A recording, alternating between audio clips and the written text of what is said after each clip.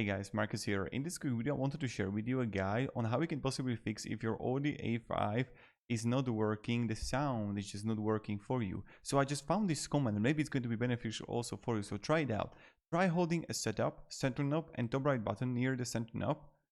And as you release the combo, it will restart the Navi. Worked for me. So what you want to do is this. Let's go setup.